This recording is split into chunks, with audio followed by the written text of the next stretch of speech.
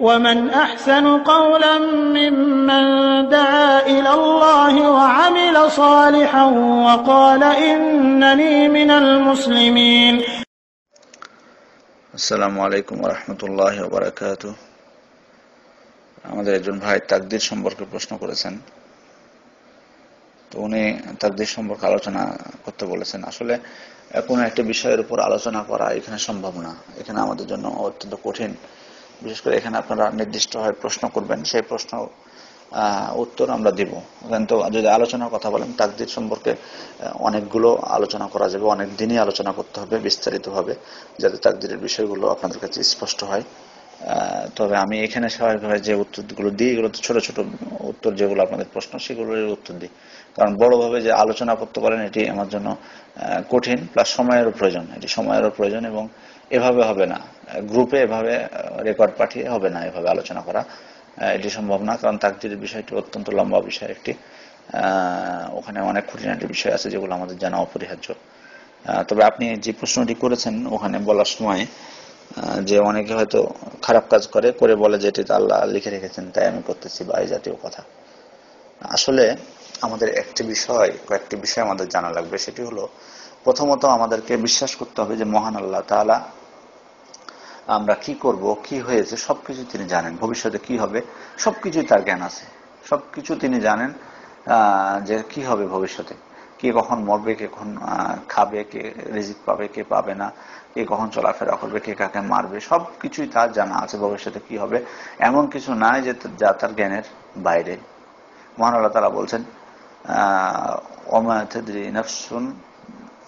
নাফসুন মাযা তাকসিবু গাদান ওমা তাদরি নাফসুন বিআইয়ি আরদিন তামুত ইন্নাল্লাহা আলিমুন খাবীর।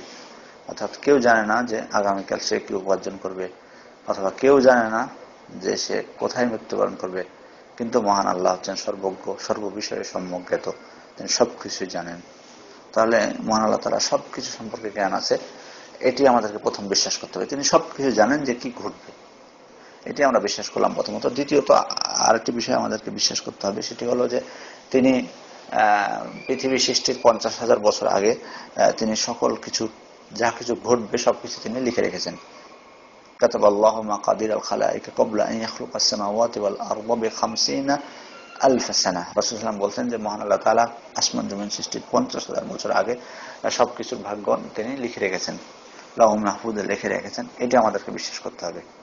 তাহলে আমরা প্রথমত জানলাম যে আল্লাহ সবকিছুই জানেন এবং তিনি তার জানা অনুযায়ী তিনি সবকিছু লিখে রেখেছেন।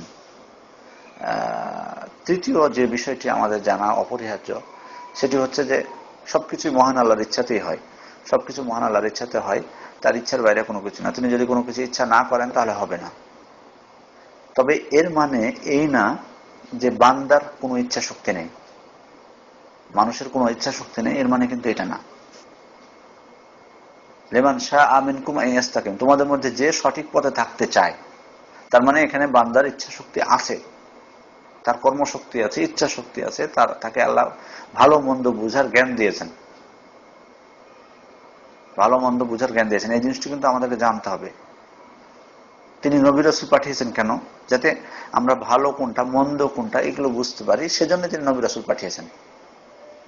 তো যে কথাটা বলছিলাম যে বান্দার একটা ইচ্ছা শক্তি মহান আল্লাহ তাআলা আমাদেরকে দিয়েছেন ভালো মন্দ বাছাই করার।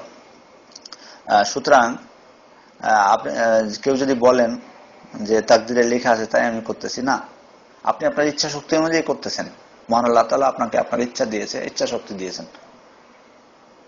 মহান আল্লাহ তাআলা আপনাকে ইচ্ছা শক্তি দিয়েছেন ভালো মন্দ করার।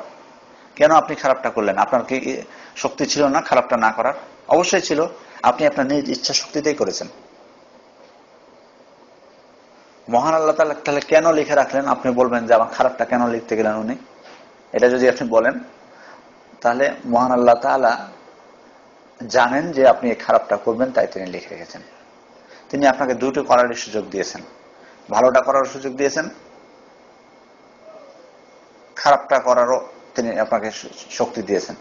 আপনি খারাপটাকে বেছে নিয়েছেন, আপনি যে খারাপটাকে বেছে নেবেন তা মহান আল্লাহ তাআলা জানতেন। যেমনটি আমরা প্রথমেই বলেছি কিন্তু যে আল্লাহ তাআলা সবকিছু জানেন, কে কি করবে।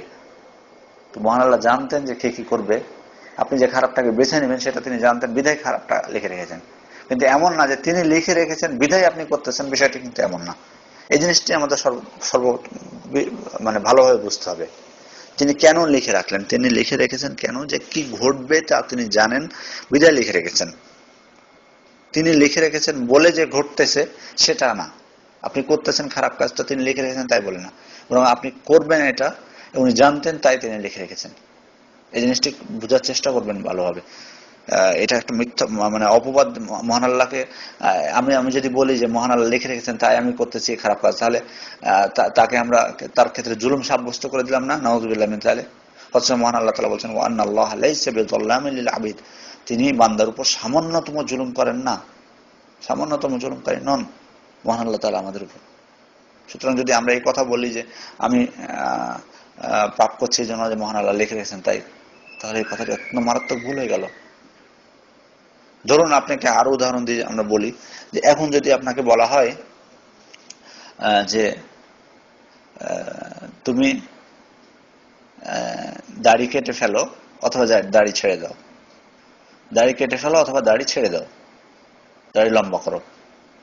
তো এখানে আপনাকে প্রশ্ন করি, প্রত্যেক ব্যক্তিকে আমি প্রশ্ন করতেছি যে ভেবে দেখেন তো যে আপনার কি ইচ্ছা, মানে আপনার শক্তি আছে দাড়ি লম্বা করার? হ্যাঁ, এটা আপনাকে আল্লাহ শক্তি দিয়েছেন। আচ্ছা, কাটার শক্তি দিয়েছেন? হ্যাঁ, কাটারও শক্তি দিয়েছেন। এখন আপনি চিন্তা করুন কোনটা বেছে নেবেন। আপনি চিন্তা করতে করতে দেখুন আপনার আল্লাহ আপনি যদি চিন্তা করে দেখেন দুটোই আপনি করতে পারবেন ইচ্ছা করলে দুটোই করতে পারবেন। তো দুটি যদি আপনার ইচ্ছা করলে করতে পারেন, তাহলে আপনি কি করে বলেন যে আল্লাহ তাআলা লিখে রেখেছে তাই আমি করতেছি? না, দুটোই আল্লাহ আপনাকে শক্তি দিয়েছেন এবং আপনাকে নবী রাসূলের মাধ্যমে সে বলেও দিয়েছেন যে দাড়ি লম্বা করাটাই হচ্ছে উচিত, এটিও বলে দিয়েছেন। এখন আপনি সিদ্ধান্ত নেবেন কোনটি করবেন। আপনি যদি বলেন যে রাসূলের বিধান আমি মানবো, বিধায় আমি দাড়ি লম্বা করব, তাহলে তার মানে আপনি লম্বা করলেন, এটি তাকদীরে লেখা আছে যে আপনি লম্বা করবেন। কারণ মহান আল্লাহ তাআলা জানতেন যে আপনি রাসূলের যে হেদায়েত নিয়ে এসেছেন সে রাসূলের হেদায়েতটা আপনি গ্রহণ করবেন, বিধায় আল্লাহ তাআলা আপনার ভাগ্যে এটা লিখে রেখেছেন।